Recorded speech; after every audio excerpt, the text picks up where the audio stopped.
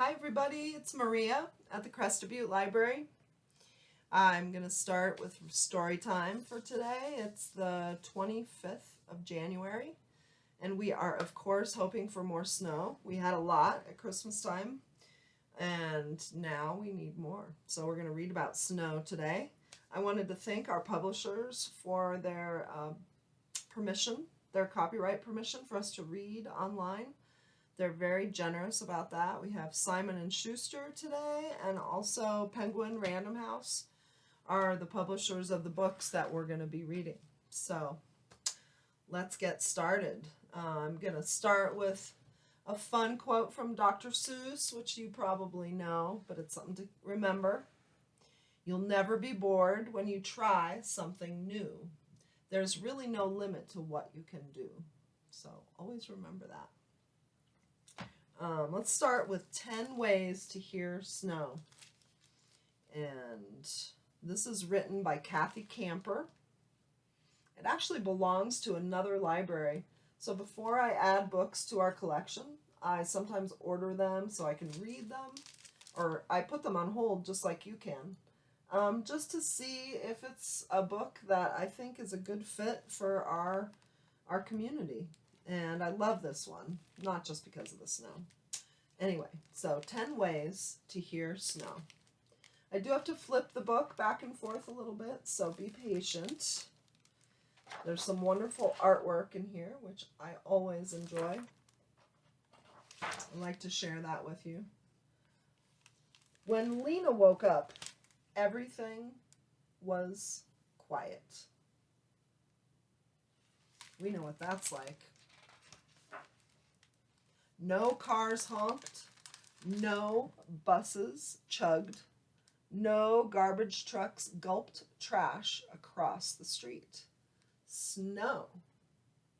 Last night's blizzard was gone, leaving the city muffled and white. But today was Grape Leaf Day. When Lena would help her grandma make Warrak Enab. Siti was losing her eyesight, and Lena loved helping her cook. I want to tell Siti about the snowstorm and make sure she's okay. Let's see if we can get this page. Next page. The snow's so deep, Lena's mom said. We could go with you, Lena's dad offered, but Lena wanted to go to Siti's by herself. Stay warm, Habiti, said her dad. Lena bundled up.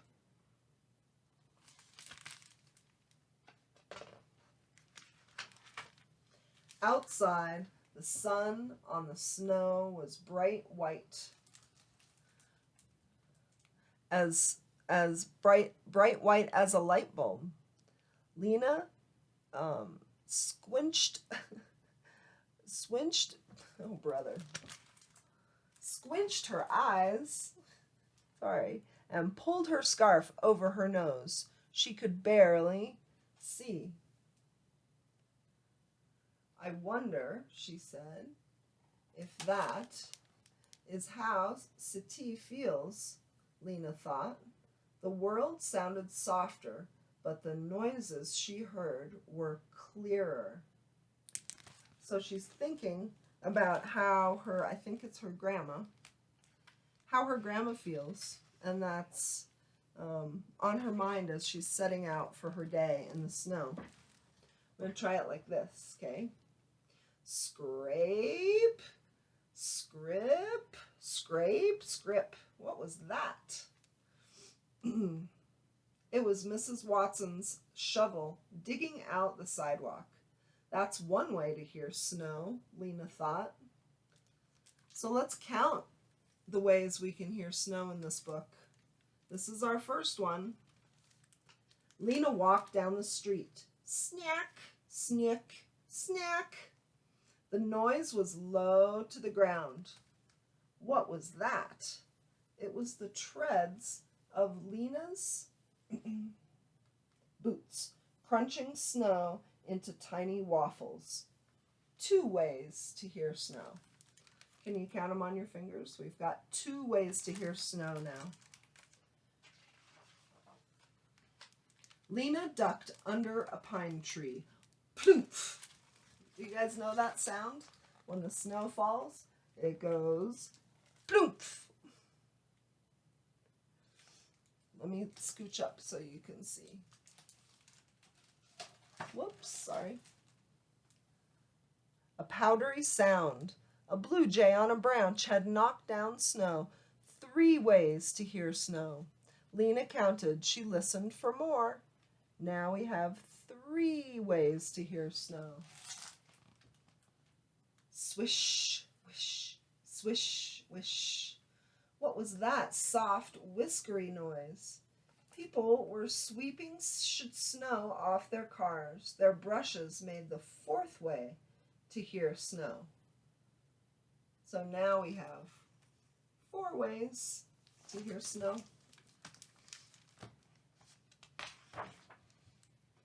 Lena cut across the park. Scritch, scratch, scritch, scratch. Another snow noise? Lena saw long, skinny tracks by her boots. Ahead of her, people were skiing. Their skis made the 5th way to hear snow. So now we have 5 ways to hear snow. Rachid and Miriam were building a snowman. Pat, pat, pat. What was that? It was Mittens smoothing the snowman's head. The gentle sound made the 6th way to hear snow. So can we count them on 6? Now we have 6 ways to hear snow. As Lena walked away, her friends whispered and laughed. Thwump! Oh no! Lena ran away fast from the 7th way to hear snow. Can you say that? Thwump. Sometimes it says thwamp. Sometimes it says thwump. That's the sound of a snowball hitting somebody or the snow. And that's our 7th way to hear snow. Lena reached Sati's building, all out of breath. There she is. Let's see if I can get that in the frame. Her boots covered with white powder. Stomp, stomp, stomp. Lena giggled. She was making the 8th way to hear snow. Are you keeping track on your fingers? 8 ways we're up to. Hello, Lena. The lady in the lobby said, "Go on in." She pointed toward Lena's grandma's room. So she's visiting her grandma in maybe in a nursing home or maybe in an apartment. There are other people there in the same place. Lena tapped on the door. Surprise! Sati, it's me. I came to make grape leaves with you. Lena threw her coat and mittens on the radiator to dry. Wonderful, the lamb and rice are ready, Sati said. So they're going to make something special together with grape leaves and lamb and rice. Right? Yep, lamb and rice. And earlier at the beginning of the book, Lena said she's going to go do something with grape leaves. Yalla, I can't wait. Lena shouted, let's get started. Lena rinsed the grape leaves and placed them on towels. Can you see? There they are in Sati's kitchen.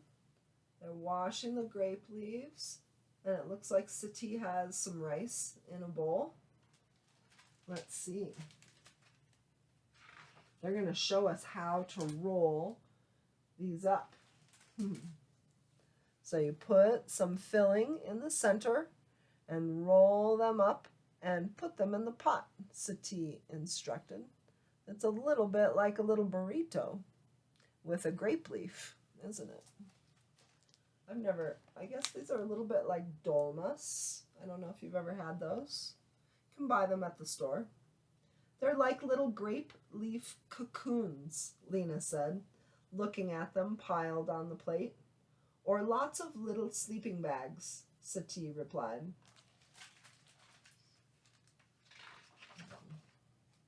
Ha! Mine looks like a mustache. Lena held her stuffed grape leaf under her nose. Sati held hers under her nose, too. That's good. She wrinkled up her face and said, we look like a couple of real tough guys. She used a tough guy voice. Should we use a tough guy voice? We look like a couple real tough guys. They're having fun. Sati, did you know that we had a blizzard last night? Of course. Lena was surprised. How could her grandma know when she couldn't see very well? Then she heard a noise. Drip, drip went the mittens. It was the sound of snow melting. 9 ways to hear snow. Suddenly, Lena understood how Sati knew. Sati, did you hear the snow? Sati smiled. Each morning I open the window and listen. Today, everything sounded hushed and soft. No noise is the sound that means it's snowing. Did you ever think about that? Do you ever wake up and there's no sound? And that is the sound of snow. Because everything is so quiet.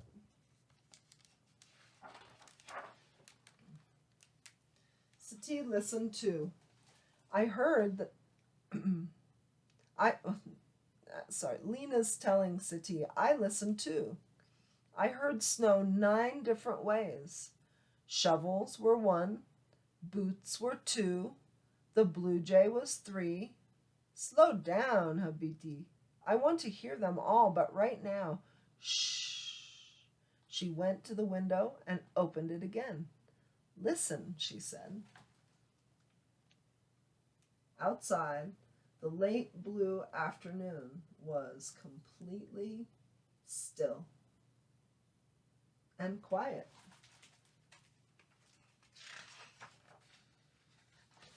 Quiet is the 10th way to hear snow. So we had 10 different ways to hear the snow. I bet you can hear 10 ways to count the snow, and you can count them on your fingers. 1, 2, 3, 4, 5, 6, 7, 8, 9, 10. You always have your counters with you to help you keep track of things. Okay, that was a good one. I've got a cute little board book to read you right now. It's called Your Nose.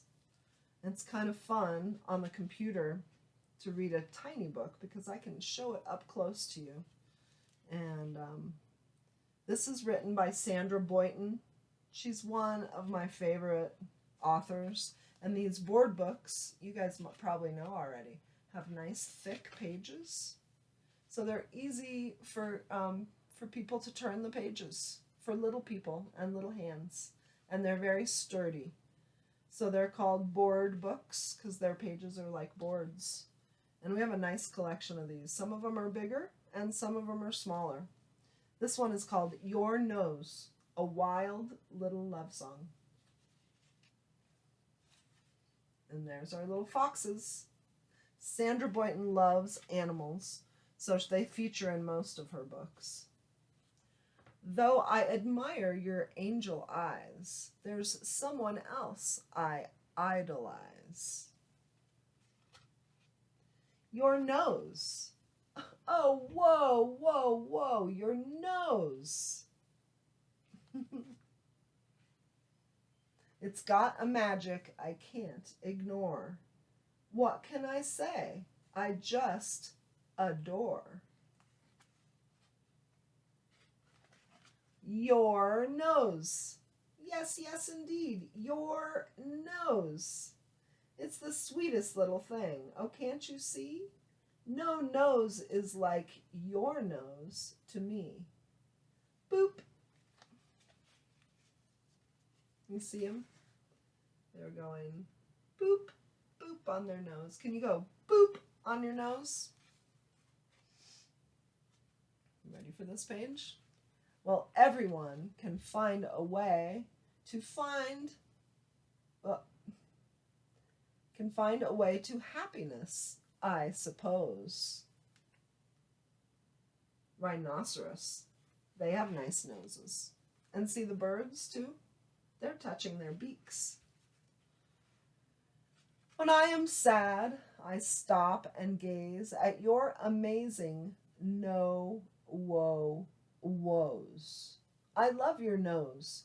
Oh, whoa, your nose. I can tell everybody I told you so. It's the greatest little nose I know. Yes, everyone can find a way to happiness. So it goes. So we have, let's see, bears and mice, ducks and pigs, and what are these? Rabbits. I'm happy when I see your face, and it's amazing. No woes. Is that a funny way to say nose? No woes. Achoo! Bless you and your nose. Oh, whoa, your nose. It's the cutest little thing, and heaven knows, no nose is like your nose to me.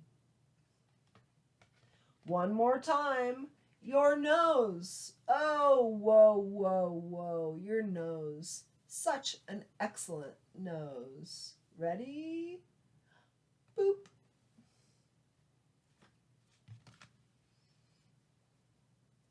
That's a great one. Sandra Boynton also has a book in our nonfiction collection that has a CD in it, and it has a bunch of songs. So she's put her the words to her books to some tunes. It's very good.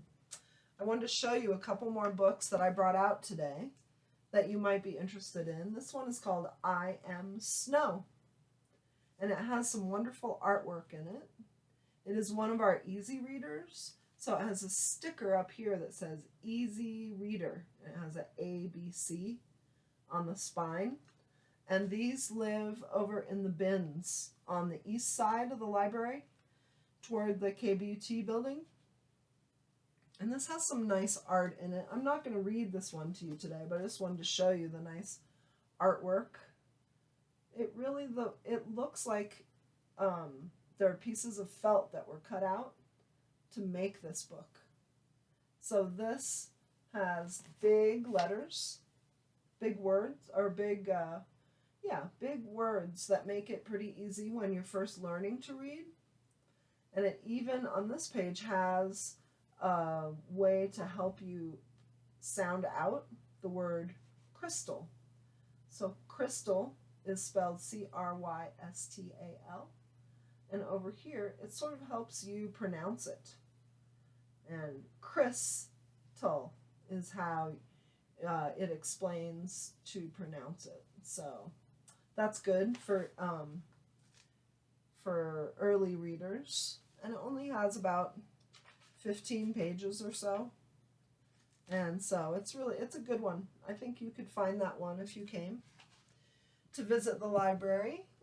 Here's another one called Winter is for Snow by Robert Newbecker. It's a really good one. There's also a heart there. We've got kind of a theme going. Some nice artwork and some, look at this. There's some dog sleds pulling a girl with a polar bear watching. That's silly. We're going to be learning about the Iditarod dog sled race later this winter. It happens on March 5th. The 5th of March is when the Iditarod happens, and it's the 50th anniversary of the Iditarod. So they've been running that race for 50 years. It's many, many hundreds of miles long. And we're going to be focusing on that with some of our activities later in the winter. So stay tuned with our emails that you get about our activities. Here is our next book. It's called Snowmen at Night, and it's from our Crested Butte collection. It's written by Carolyn Buhner. So it has a B on the spine. It's in the B section because in the picture books, all the books are organized by the first letter of the author's last name. So this is called Snowmen at Night. One wintry day, I made a snowman, very round and tall. The next day when I saw him, he was not the same at all. His hat has slipped, his arms drooped down. He really looked a fright. It made me start to wonder, what do snowmen do at night? I think that snowmen start to slide when it gets really dark. Let's see, let me get this up close so you can see. Off the lawn and down the street, right into the park. Can you see the snowmen? It's like they're escaping from their yards. They gather in a circle. Let's see, get this up close. Can you see? They gather in a circle while they wait for all the others, sipping cups of ice-cold cocoa made by snowman mothers.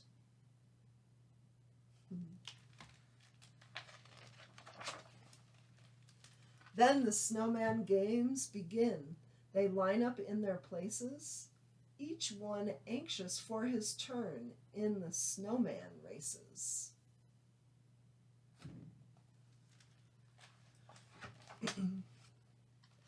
After everyone has had a chance at racing once or twice, they go on over to the pond to do skating tricks on ice. Sometimes they start giggling, and then they act like clowns. They bump into each other till they all fall down.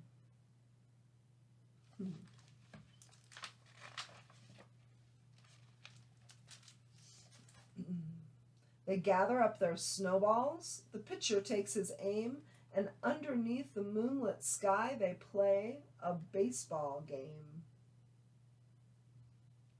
See the broom they're using for a bat.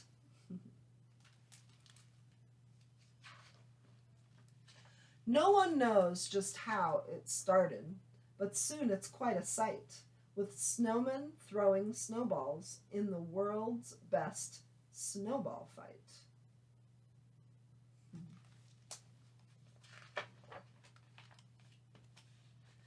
Then it's time for sledding.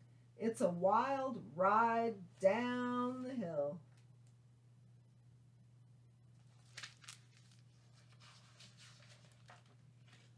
Wahoo! They yell. This is by far the snowmen's biggest thrill.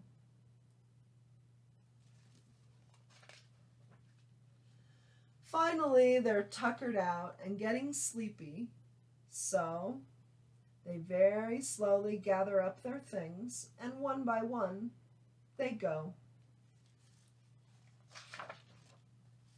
So if your snowman's grin is crooked, or he's lost a little height, you'll know he's just been doing what snowmen do at night.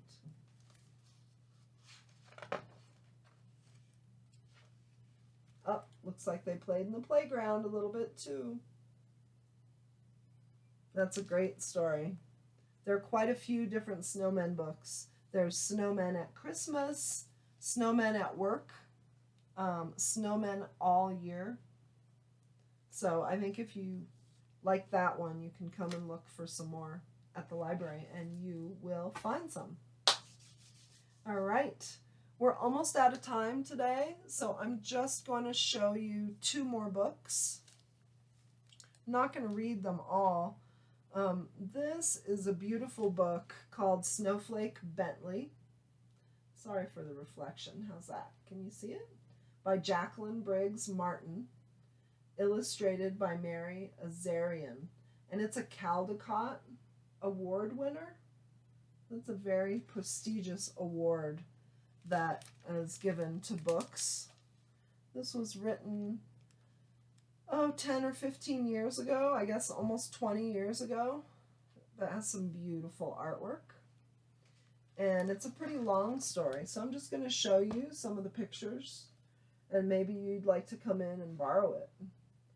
This is based on a true story about Wilson Bentley.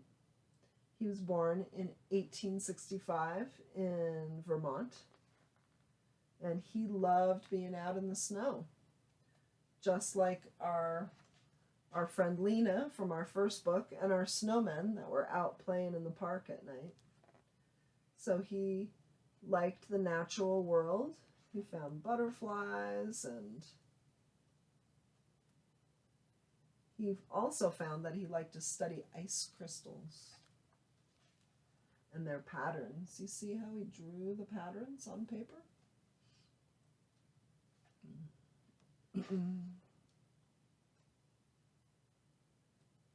So he told his mother he would like to have a camera so he could take pictures of the snowflakes before they melt. Look, there's his camera. Very much different than the cameras we have today, isn't it? So there he is, and it looks like he has a picture of a snowflake in his hand. That he looks pretty excited, huh?